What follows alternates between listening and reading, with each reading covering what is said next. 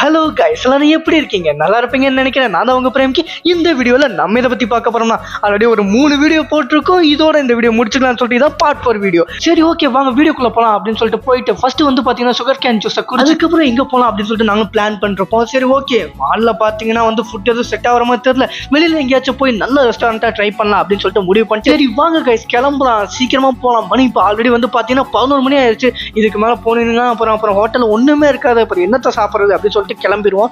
சரி, ஓகே, எங்க போலாம் அப்படின்னு சொல்லிட்டு பிளான் பண்ணிருந்தோம். அப்புறம் பார்த்தீங்கன்னா லீ அரேபியா வந்து கண்ணில் பட்டுச்சு.